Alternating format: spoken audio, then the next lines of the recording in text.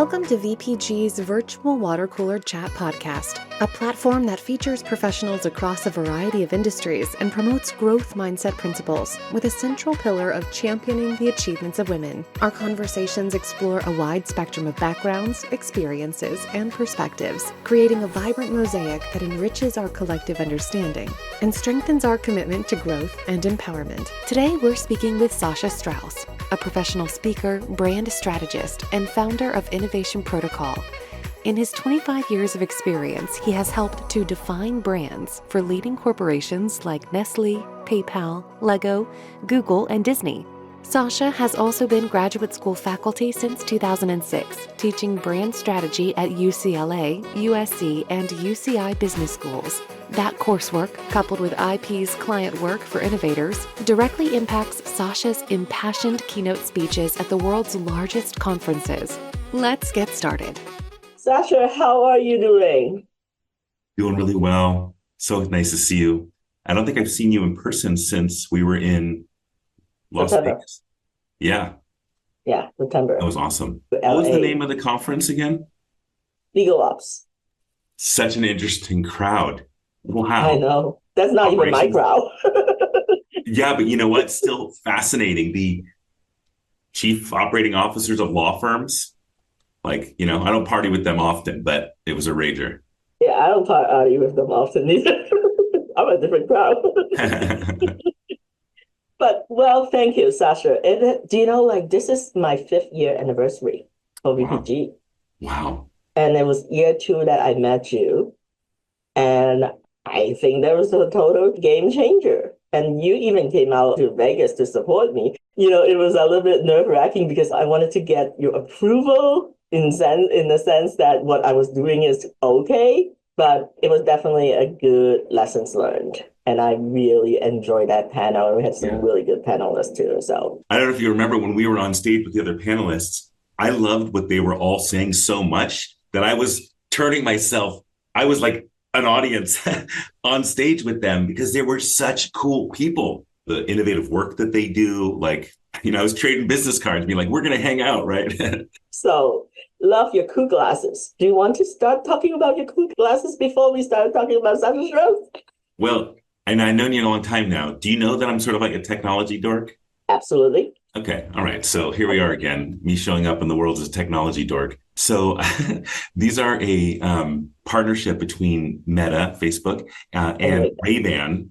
And they basically, here, I'll show you the darker frame so it's much easier to see. These are basically classic shaped Ray-Ban glasses, but they have technology built into them. And this is where the super nerd in me comes out. These frames are like a special edition where the frame is clear. So anyway, you can see like the speakers and the ears. I don't know. For me, exciting, kind of cool. And I use them like when I'm teaching classes and stuff because the lenses are just the right distance. They're like framed for this space in front of me. So now, does it have a built-in headphone? Yeah, that's the crazy part is that the speakers are right here in the ear. Oh, wow. And so honestly, they sound better than earbuds. Well, it probably doesn't hurt your ear as much as earbuds. Well, I listen to a lot of loud music, so whatever I'm doing. Bad religion. Not wrong. You're not wrong. I'm not wrong. You always argue with me, but most of the time I'm not wrong. I'll say it here on the record. I want to mention one other thing that for me is like maybe the pinnacle, which is that there are cameras and I can take pictures and I use the cameras constantly when I'm interacting with my kids in special moments, like let's say we're baking together or whatever. So as someone who's always taken a lot of pictures, having them at the ready has been so cool. I don't know how to say this, but like when I don't have these glasses, I feel incomplete, like I'm sort of missing out a prime tool for me. So anyway, this podcast does not have to be about these stupid glasses. Let's talk about Sasha Strauss. Who is Sasha Strauss? And can you share your story for those who are unfamiliar with you? It's boring. I'll just admit that, what's the quote from the song Hakuna Matata from The Lion King? It's something like, I'm a sensitive soul, though I seem thick-skinned. You are a sensitive soul. Where I wear glasses, so people can't see me crying all the time. the short answer is that because I always have been a sensitive person, marketing, communications, preaching, that stuff really affected me as a child. I was like impacted by it, became a believer quickly. And that was all fine and dandy when I'm like a protected child. But then when I turned 18 and was in charge of myself, I realized that I was being manipulated. Wrong, hard word, but I was, I wanted the drink that I saw the commercial for, or I wanted to drive the car that I saw on a billboard. And so when I turned 18, I was like, wait a minute, what's happening here? Who made this message? How did they get the message right? And so I went into figuring out how I was being manipulated and figured out that even good organizations, nonprofits and whatever, are also doing the manipulating. And that's why it's sort of a tough word. You can call it propaganda, whatever, but they want you to understand something. So they're saying it in a specific way so that when you receive it, you can relate to it and take action because of it. So my long answer as to who I am, I'm a sensitive soul who figured out how I was being impacted and got into the business of doing that impact, but kindly, gently, trying to help authentic stories get told. And so I basically just do that as a professional. I do it as a professor, teaching in a lot of different schools, teaching business school minds how to do this work. I speak about it at conferences and stuff, like with Ashley. And then I do it as like a professional consultant, running a consulting firm, helping organizations go through this process. Well, that's the long intro. I don't know that long. You talk to me regularly, you know how verbose I am. Yeah, but that's your funness. That's why you're funsies. It's like having dinner with you. I just like sit back, I just give you. You go to shut up. No, it's so great. I don't have to do any work. I just have to pay attention. I listen. But I just give you a prompt, I'm like, tell me about your last trip with your mom. And I just sit back and I get a Oh my God, we had some crazy trip like in the winter. Yeah. We went to London, so cold. And then she was complaining about, rightly so, because it's London in December is like cold, damp. And then we went to Athens. We didn't get a chance to go see like Santorini because I was like, I don't want to go to Greece in the summer and hang out with all the tourists. It's just be so crowded, Yeah. And I went there and then we had like all kinds of thunderstorm going on. And our hotel room, oh my God, one morning we get up, we're on the 5th floor, and the hotel room was a boutique hotel. We woke up and my mom said, Ashley, get up. There's like 2.5 inches of water in the room. On the 5th floor? How does that happen? 5th floor. Well, because the drainage, it was covered by leaves. And we have a balcony room. So it somehow all zipped in. And then, so I'm sitting on the bed. I was like calling the receptionist. I said, I need some help here. And they were like, what can we do for you? I said, get them dry. And then, so they were like using a little mop. And I'm like, do you have shop vac? Right. Like, No, I don't know what this it doesn't is. happen. Yeah. Yeah, it doesn't happen. And then, so I'm like, well, I like to sit here and watch you do this. Can you change me to another room? Because that would be really appreciated. And they were like, sure. And then grab all of our stuff. Yeah. And oh my God, it was crazy. I was like, I have to go back to Greece at some point, but I'll do island hopping because I've done a lot of Athens. And my mentor, Mike, he is actually Greek. So he gave me so many recommendations and stuff like that. And when I told him, I said, what happened? He was like, I hope that this does not turn you away from Greece. Yeah. And no, I just know not to go in December. And maybe next time I won't bring mom. I would just go like with friends or something like that and do some island hopping. And then like British Airways, oh my God, their luggage fee is so expensive. It's $90 per check bag, which each way. On the flight back from Greece to London, they canceled the flight. So I still have not gotten my refund back from the trip that I never took. So I don't know, that's a little bit crazy, but this is not about my crazy travel. I could write a book about this. You should, especially because you're like getting your mom out of Dodge and she's like, what is going on?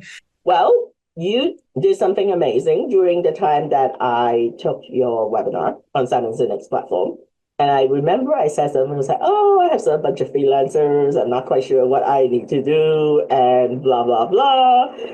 And then you're like, I like what you say, but I'm going to correct your language.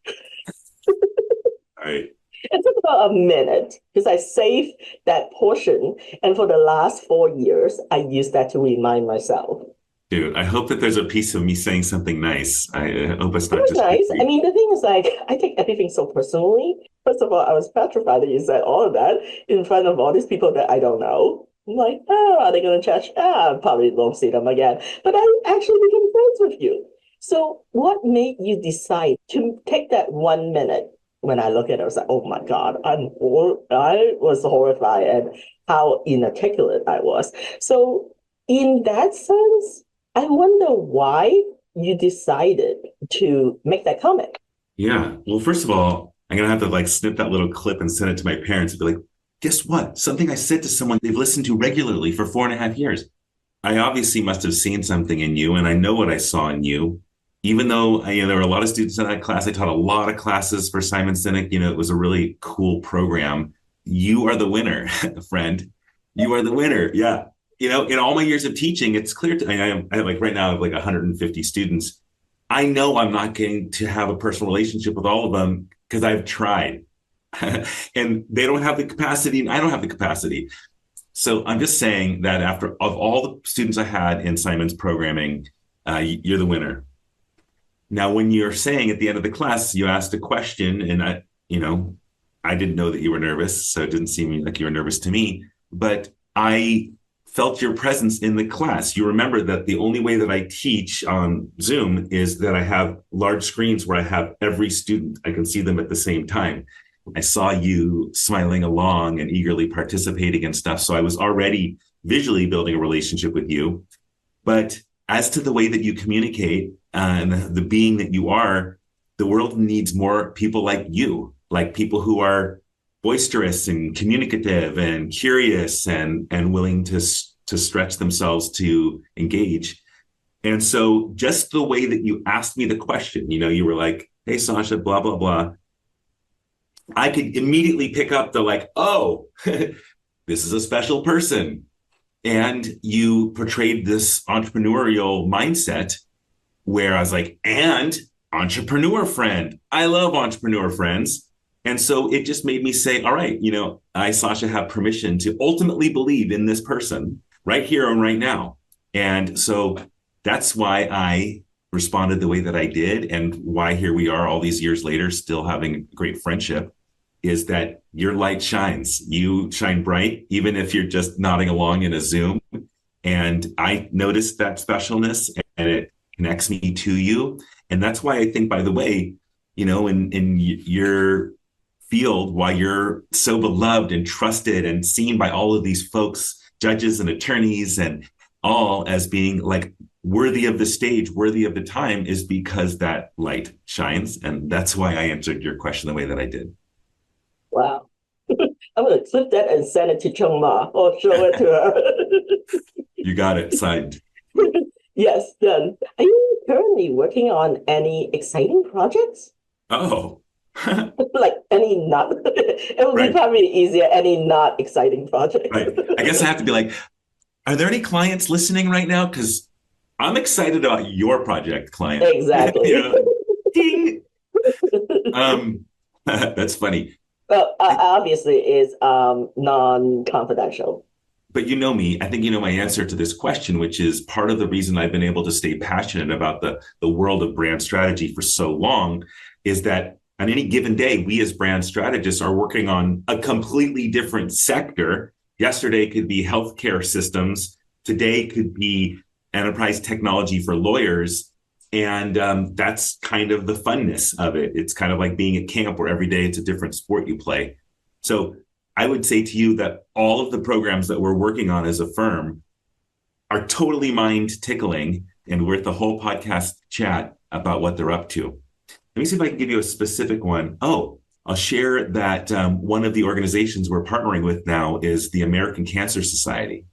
Oh. Yeah. And just like all programs, all the work we do, like we get emotionally invested. And I have to say that this is a really well-run organization that knows how to communicate. And I'll do a little plug here. I have been able to join a consortium of CEOs, all CEOs of all kinds of organizations that have committed themselves to the American Cancer Society.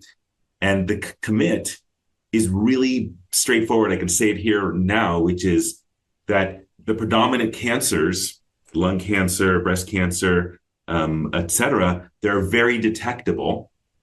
And so what the American Cancer Society is asking us to do as CEOs is whenever we have a situation like this, conversation on a podcast, standing in front of our employees, standing in front of our customers, say, hey, you can get screened. It's really, really easy. It's in fact mostly free. And if you early detect these types of cancers, the survival rate is astronomical.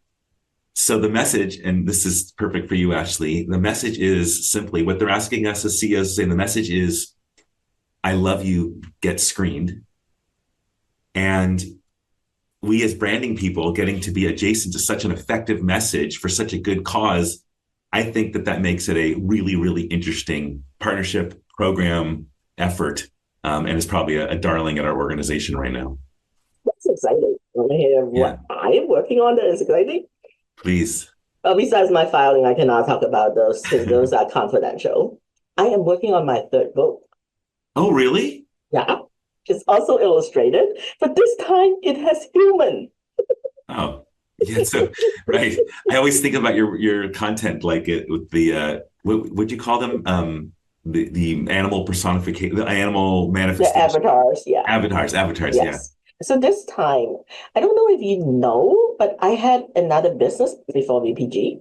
I forgot what it was. It is a property management company. Oh, yeah. I have my own condos to manage. And then I decided 2023 that I don't have time to manage because it takes so much time. And also during COVID, there's a lot of additional issue. You could potentially have just a lot of things that my heart cannot handle. It's anxiety induced, you know? So that particular company is called Urban Raccoons. I had it sometime, and then I think it was 6 years. And then people asked me when we first talked about names. So there were a couple of names floating around. We talk about VPG, why we have this, but Urban Raccoons, I decided against using Urban Pandas because I don't want to be stereotyped. Oh. If it's pandas, then it would be more like Asian, China and things like that.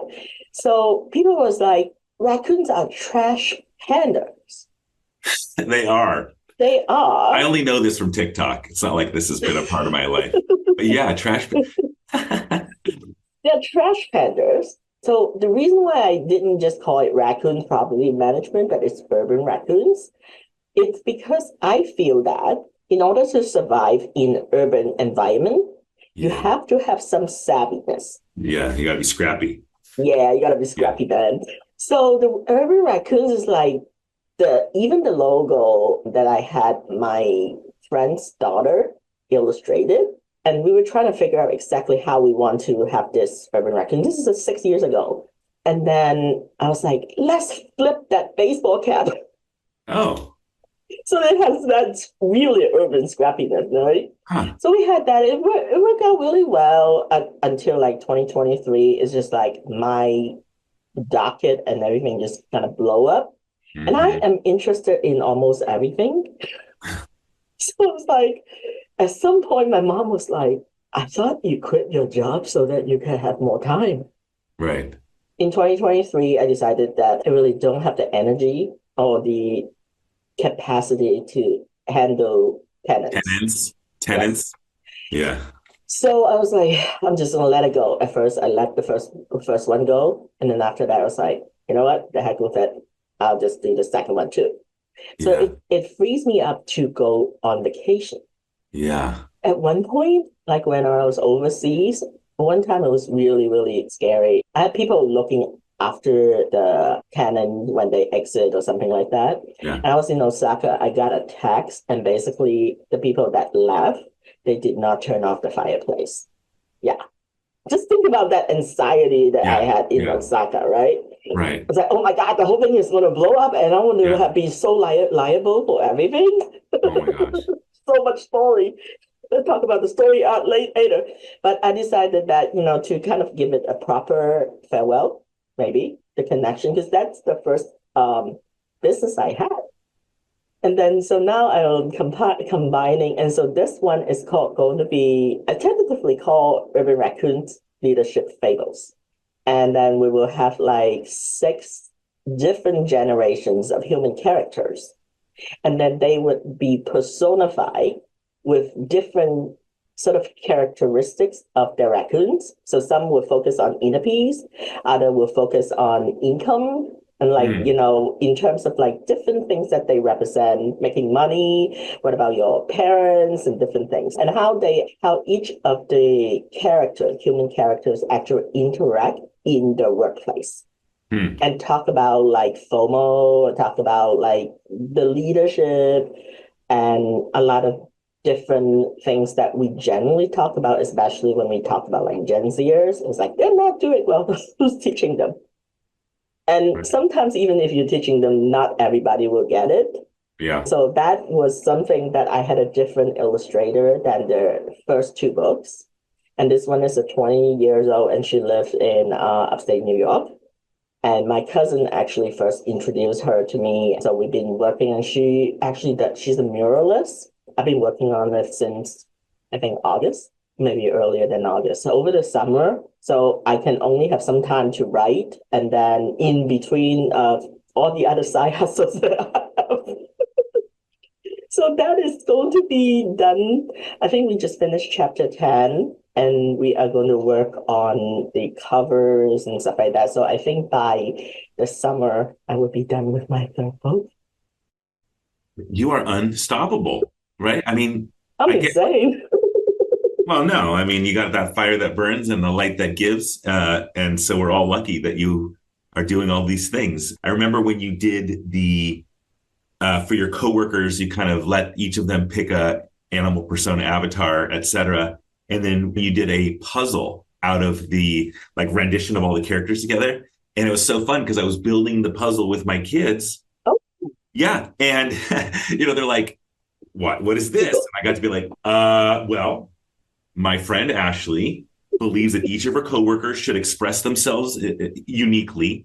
And she lets them pick an animal that they get to associate with. And so I got to go to all 3 kids and be like, what animal are you? And so anyway, I love that you use that as a platform because animals people can relate to, even my children. And I think that the playfulness of raccoons is a perfect platform, like I know they can be gross and a little bit weird, but they're curiosity inducing, you kind of like want to look at them. And especially if you urbanize them as you suggested and create those types of experiences. If I may, and I don't know if it's weird to be on a podcast and say, I have a brand reflection quickly for you. Which is that the Urban Raccoon story is deep and personal to you because of a business that you had. But in the context of a book, unless like we were discussing, Urban Raccoons is like the family of raccoons that are telling the story, that the leadership fables piece is the part that kind of socially matters the most. So there's a little bit of a brand balance. I don't actually know what the right answer is, but you can imagine that one of those is going to be bigger than the other or first in line. And so I would just say that there's so much backstory to Urban Raccoons that it's going to take a long time for new audiences to like register, whereas the leadership learnings, everyone can relate to, and it's probably a quicker connection for them. So that's, I don't know, out of context, unqualified counsel. Qualify, and whether I take it or not, that's another thing, right? Right. The thing is, I saw Urban Raccoons. I don't know if I ever told you the reason why I actually got into real estate is because my dad at the time, like he was living with me, and toward the end, he was having a lot of health issues, and I work in litigation. So I love my dad. He may rest in peace, but sometimes when people want attention, they don't care if it's negative attention. Right. Right. Right. And so that wanted his TLC. And then, so I'm a litigation paralegal case manager. So I would usually, in the old days, I would get up and leave the house by like 6:30 a.m. to commute to work. And then I don't come back until late at night. My mom was much better, but my dad, he would like literally be sitting there waiting for me to start a fight because he needed that attention. So eventually I was like, I really cannot handle this anymore. So I was going to trial and my mom would tell me, like call me and say, your dad is going out to look for a place to live. I'm like, what? And he has some money because he just sold a place. And he was trying to do like a fixer-upper and he thinks that's an investment. I'm like, that's not an investment. That is throwing money down the drain. I don't want to like put, a judgment on like the age, but if you're like 70 years old, fixer-upper is not your thing. Yeah. I don't think I told anybody really about this. Definitely not on the podcast. Here we go. Yeah. Here we go. Worldwide blast. Yeah, worldwide blast. So I got wind from mom that dad is going to be looking for a place. And I was like, oh, God, no. And then so I searched Redfin. And I was like, okay, I'm going to see. And I met some people. And as soon as I came back from trial, I scheduled the first appointment to go and look at the place. Oh. And that was the first Urban Raccoon property. And it was basically for my parents to live there, 8 minutes away from me, so I could preserve my sanity. Wow, there's so many things to reflect on. Like for, a person in our lives who initiates communication by fighting. Before I move on to that, just to say that the Urban Raccoon story is so personally meaningful to you because of each of these touch points. And the brand caution is, how many of your audiences have the capacity to go on that understanding journey, learn about all that back history of you caring for your dad, et cetera, caring for your parents. So that the brand caution is, do you want to spend your communication energy? You've got people's attention. Do you want to spend that attention on the backstory of Urban Raccoons, or let them learn that story through the content and really focus on the leadership lessons? And again, I'm just like off the cuff personal reflection here. Yes, because it's too much to convey in just a title. Yeah. Yeah. And then the personal part, it is pretty personal because at some point I finished that one. And the second one that I did was before I decided to move on to start BPG. Yeah. And so it has like different turning points. And then now I feel like that, oh, wow, I had like 6 years. I didn't really do anything because it made money for me. Yeah. I pay a lot of capital gain tax, but after that, it still made money for me, right? Yeah. So that was really important. I'm so happy that I could share that with you because I was like, oh, how's Sasha doing? You live in LA, there's just so much stuff going on. We all have so much stuff going on. And sometimes I'll just text, Sasha, how are you doing? I don't even worry if people don't respond, unless I know that they are like really needed attention. So don't ever think that, I'm just like sending just because I love to make sure that people are okay. I just want to comment. You mentioned something about I just hinted at it, but like your dad would almost wait to have a conflict. Like that would be his mechanism to have an interaction with you. And the sensitive soul who seems thick-skinned in me, I've created a crazy, doesn't always work solution, and I've used it with coworkers, bosses, family members, in-law family members, etc. But when I start to understand that the person is not, it's not that they don't like me, but this is their mechanism for unlocking interaction. This is so silly. As soon as I detect that it's happening, and I'm like, oh, you're trying to fight with me, I stop them and I say, I want you to know, I'm ready here to be and talk about anything you want. We're talking about politics, etc. But I'm not going to argue with you. We're not going to fight. So just be ready for my answers to be inclusive. And it's funny, they don't like it when I say it.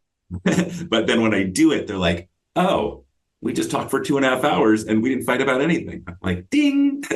Well, see, the problem is at the time, mentally, I was not in that place. I am like constantly like, okay, how many deadlines do I have? I need to file this by this. It's just like I was not in a very good mental space. Yeah. because I'm constantly rushing. And I just feel like that, what do you want now? Sounds I so get that. bad. I know, I get it, and with age comes wisdom. So now we know, but yeah, I know. I mean, one thing that I do not ever regret is that I treated my parents really well. They've done the same thing because, they work so hard. Yeah. Restaurant, this is like 40 years. We've been in the States for 40 years. And my parents used to own a Chinese restaurant in Lawrence, Kansas. And so I've seen them work. And Lawrence is like a college town. Mhm. So we actually have a lot of professors, scholars and everything. So that's one of the reasons why I'm so smart, surrounded by all these people. So it's really, really amazing. And they sacrifice a lot. So I didn't mean to like sound like that I'm ungrateful or anything like that. But, it's hard to be parents because there's no manual, right? You're Yeah. just hoping that you don't screw up. Yeah. That's it. I mean, every time I fumble, which is all the time as a parent, I'm like, I don't know what I'm doing. Like, honey, I don't know what I'm doing. I'm so sorry. But when it comes to parents, our parents, or my parents' parents, etc., I don't know. I've been carrying around quite a bit of forgiveness, which is you and I are of a generation where we're even like talking about this, whereas theirs did not. I And they know. just, get back to work as a parent. You just, put your head down and get to work on it. And it's funny, when I when I do these discussions with my parents, there's like a little bit of discomfort, but yeah, I did not sense ungratefulness on your part. And your success, your kindness, your growth is what makes them proud, made your dad proud, makes your mom want to travel with you everywhere. So you've honored them greatly, no question. Now, let's talk about the story art behind you. Oh, This is a different setting from what I originally know you. You want to talk a little bit about storytelling through your walk? sure. As long as I've known you, I have had a wall in my workspace that I use to write my speeches. And I don't have a good memory, so I can't like write a script or something. Even though I give speeches multiple times a month, I need a cue. I don't need script. And so the way that I work on my speeches is that I basically do a doodle that accounts for a piece of information. This is pretty straightforward. In this presentation, there's a component where the category is using a lot of 3D printing, which is Mm-hmm. sort of a novel component. And so I had to like draw a picture. So I'm showing all the modalities of transit and how costly that is. And the benefit of 3D printing, where it's done locally, it's only as needed. You don't have to warehouse anything. You can make it really customized, and you can do things that were not possible before. So there I went. You see, I didn't have a script, but it's a cue for me. And so when I'm writing speeches, I sort of, move things around in a story arc form. And the story arc is not original to me by any dimension. Many great wisdom seekers have identified that no matter what religion, what book, what time period, there were some common structures. And one of those common structures is the story arc, where you kind of ramp an audience up, you get them really excited about some notion, you validate their skepticism, you give them all the, like, oh, that's true, you're right, oh no, but then you kind of bring them up on a journey of optimism and send them off on their way to try new things and think in new ways. And so that was my long explanation for a mechanism I use to write my speeches. I also don't script. I think a lot of it has to do with your influence. Oh, Um, Early on, when I first started podcasting or even just be in front of the video, I'm super self-conscious, so I don't like seeing myself. It's all about me. At some point, I decided nobody cares, so all good. I think after doing so many 60 some episodes, I just decided that, you know what, it's the content. Nobody's right. really going to sit here and say, hey, your hair is not looking great. They want to see your message. Yeah. So part of it is like early on, I focused so much on my own self-consciousness. It's like about Ashley. Mhm. And also the scripting, it's like I'm a perfectionist. So if I script, I just went off script, Right. I would just like not know what to do. Yeah. You start penalizing yourself. You start, Exactly, because all the things that's going on in your head, I was like, oh my God, I did not do it perfectly. So at some point, it's like you just have to accept that good enough is good enough. So I actually started teaching classes with that too, because I have done this, my stuff for 20 some years. I could do it in my sleep. Well, maybe not in my sleep, but I could actually do that. So what I have started doing is just have an outline. And one of the other podcast guests that I had, she's an Asian American lawyer, and she said she used to work at a big firm. And she said that the firms hire consultants, and basically the consultants, they would rate their speech to make sure that their communication, not only the Asian American, but everybody, right? But for anyone that is not, English is not their first language, or they are basically non-white, and that they would actually judge harsher. And then if they deliver a perfect speech, some of these consultants would actually think that is written by somebody else. Oh, oof. You can't win. It's no. Catch-22. Yeah. No. If you're too good, this is not from you. So I gotta be like, I'm going to shoot for that B+. Here we go. Right. Yeah.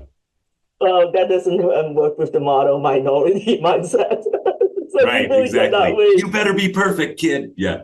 So I think that most of the time I love the story art and everything that is kind of going on behind the scene there. But when she said that, and she also told me that she does not script. Because most of the people go to depositions, they were just like, outline and, do things very detailed. I've worked with some very top-notch patent attorneys, so I've seen how the detailedness in terms of preparation. I listened to her and she goes, I don't really script because it doesn't sound authentic. Now, you have to have certain confidence. Most of the people are not going that route, but I'm so glad that I was able to interview her. And then when she talked about this, it was like, oh, okay, that's great. And then so I just decided that I'm going to do my own thing. I think we'll talk about authenticity a little bit because I know you do not like when I said, fake it till you make it. I externalize a lot of my self-worth to other people's opinion. Yeah. I'm a lot better now. It's still a growing pain. So that was something that I thought that I would share. It's much better when I don't script. If I screw up, oops, let me do this again. Yeah, I am just making notes to myself because I like what you're saying. And I want to share with your community or listeners that actually what you're talking about here is through trial and experience of 60 podcast interviews, et cetera, you realize that you actually do better and the audience is more receptive when you are just being yourself. And the understanding of that it takes 60 exposures to arrive at that feeling is a known thing. And in fact, it's not only a known thing, but one of the nonprofit clients that I'm super proud of that we've had is Toastmasters International, the public speaking communication organization. And as long as I've been running my company, 18 years, all my employees were in Toastmasters clubs in our office. And what you learn through being in that situation is when you try to meticulously select every single word, you can't relax, because you're as soon as you're off the rails, you're still trying to give a speech, but you're also punishing yourself in your mind, like, don't get off the rails again. So what through Toastmasters, just casual interaction weekly, you get to figure out, you're like, wait a minute, all I need is the prompt and then my heart. And when they meet, authentic communication happens. And so I see that in you. I saw it in you 4.5 years ago when we were in class together. And I see that as you've grown so amazingly over these years, that you were always a cool person, friend-wise, but you're so much cooler as a podcaster because you are unbound. You're unbounded. You'll just be present. And it makes this delightful. How many minutes have we been doing this? This is fun. Are we going to cut this off at the hour or do we get to continue this call, Do you want to talk about why you feel so strongly about the statement of fake it till you make it? Oh. I know that was pushing your button. Yeah, that's and people actually do that, Yeah, I mean, I meet those people all the time, and it's so disappointing because you're like trying to love them, and then you realize like, oh, here's where they're That's not faking. you. I have a different, like, it's not comparable, but a sort of different angle. I know you have heard me say this all the time. In this talk I'm working on, I actually bring it up. I know that you love this, so this is perfect. But instead of like the notion of fake it till you make it, I try to look at it the pure optimist view, which is you are worthy to be loved already, and you should be loving yourself. You should be proud of yourself and celebrating yourself. And so my rebut to fake it till you make it is we need you to set the standard for what it means to believe in you. Because as we come to know you as a person, we're watching you be self-critical, pause, etc. And so that informs our perception of you. And so my statement, sorry, too protracted, is that we can't believe in you if we don't see you believing in yourself. And so that's, it's core personal branding. Ashley represents this perfectly. But that's my rebut to fake it till you make it is no, get your belief on, know and love thyself, and show that to us so that when we come to know you, we're like, oh, you're worth believing in. I see you believing in yourself. I'm in that positive connection camp. And so that's my take. I just was like, wow, why does he have such a strong reaction to just a statement? Yeah, You know? well, it sets up people who are growing. I deal with graduate students, undergrads constantly. Just think about the impact of that statement on them. They're in their maximum growth phase, and they're hearing in business conversations, fake it till you make it. It's like, so I shouldn't work hard on this class, or I can cheat and it's fine, It's like, hold on a second. So that's why I don't like that statement. I know. So why is that the thing that triggers me? That's, pick something else. Well, you know that I went through my brand process. Yes. Yeah. Are you dying to hear about this? I want to hear about it, but you did the process with McNeil Maddox? Yes, I did. Cool. I'm only going to talk about two things real quick. I learned about the Apex archetype. Oh. So he interviewed about 6 people. Okay. Then I identified 30 minutes to an hour per person. It was a very nerve-wracking process because you know how I externalize my self-worth to other people. And some of these people, like my mentor, my brother, that one was the most difficult one. But the 2 archetypes that come to it's creators and caregivers. Oh. It kind of makes sense, right? Oh, yeah. Well, you're so lucky to be able to work with McNeil. There's some people are like clearly born to do something like, oh, that person is born to be an athlete, or that person is born to be a lead singer in a rock band. Gosh, McNeil is the real deal, born to be a brand counsel. So it's so cool that you are working with him. Okay, so you went through this archetype analysis where he took data from 6 interviews and basically concluded like, hey, you're kind of this type of person. So was that cathartic for you, even though I understand it could have been discomforting at certain points? So it is still unfolding. You know me well enough that I do not like to focus on myself.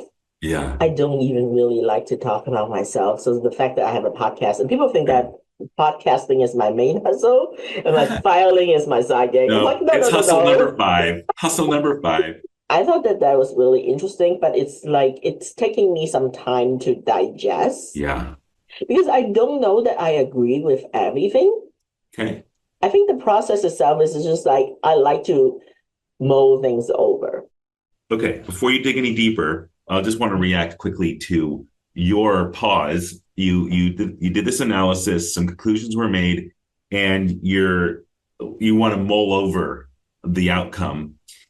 And I'm here to say, perfect. That's exactly what's supposed to happen. The outcome is supposed to stir you a little bit. It's supposed to like poke at you a little bit and point at things that you might not have want identified. So you're doing it right. And not only are you doing it right, but your mulling over is going to teach you stuff about who you are that really is your personal brand. And I know this about you, I feel it personally. Your and I don't like your words for it, but I'll say it, your self-worth management, where you kind of look at how other people see you and judge yourself accordingly. That is painful and true about you, which is that you sort of define who you are by the way other people see you. And I think that there is a really holy, special place for that notion, which is other people's success and happiness is actually success and happiness. And you put that into your work. I met your coworkers. I know the people you interlace with, and they know that you care. And so rather than that being a burden or something you're apologizing for, I wonder if it ultimately becomes part of how you present your business, how you talk about the way that you do your work, which is you feel great when your attorney-client partners are thriving and doing well. And that's why you do this business. So anyway, I just wanted to point out that the cathartic process, the deductive process that you're going through will point out these truths and give you the opportunity to celebrate. I think you said that some of the archetypes that came out, one was creator. Yes, that's the primary one. Yeah, the primary, and then caregiver. Yes. Okay, so there we go. These truths are intersecting, which is that is who you are. I would have said that. If McNeil interviewed me, I'd be like, Ashley's caregiver. And that's a blessing in business. That's a blessing in law to have that persona. And it is how you run your business. One thing that we've never really identified the definition of personal branding. I heard so many different ones, but I think there's some that said the digitization of your reputation. Oh, wow. And yeah, so that person is Rory Vaden, Rory, last name is Vaden. So he does the brand for like At My Lad, Lewis House, and some people at that level. And so I like that particular discussion. He's also a Toastmaster person. Oh yeah, cool. I think it is that there are some things that, for the most part, I am on point with what I think my reputation is. Okay. But there are a couple of things that it's a little bit sensitive, and I wasn't quite sure that's really how I would brand myself. But if that's what the other people are thinking or relate me to, how do I define it so that I can personally accept it? This is also about me, right? Yes. Yes. In fact, that's my, and maybe you are asking me this here, but if someone asked me, they bumped into me on the street, they're like, hey, you're Professor Strauss.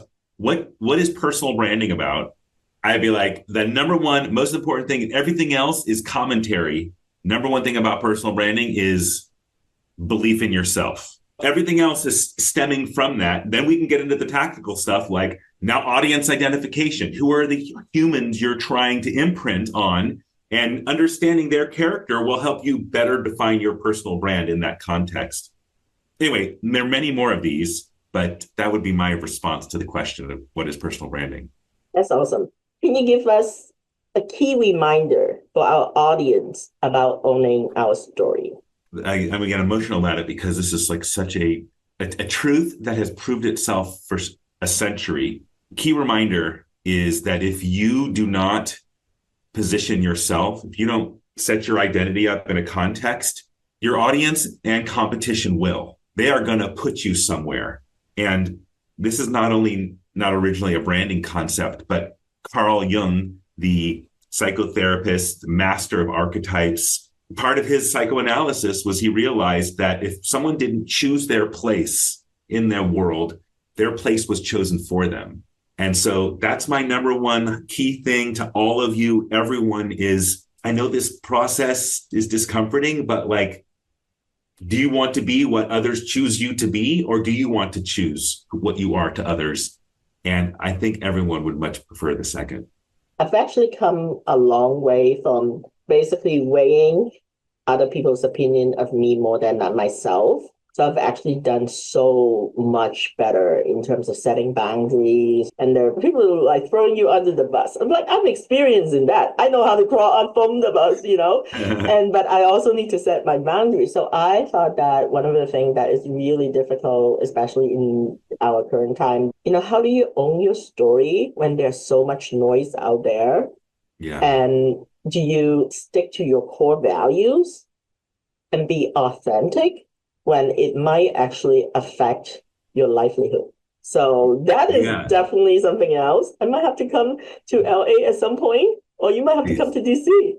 Yeah, we'll have to go back to Larchmont. Where do we have coffee? Oh, Go Get 'em Tiger, right? Isn't that where we had coffee on Larchmont? We're going to go Adam Tiger. Yeah. Well, we always will stay in touch because we're going to do the IP Talk Brand Insights. Oh, yeah. So we have three awesome guests that lined up. So cool. Katie Rubino, who's an IP attorney who did You Are an IP Company, that she's a co-author.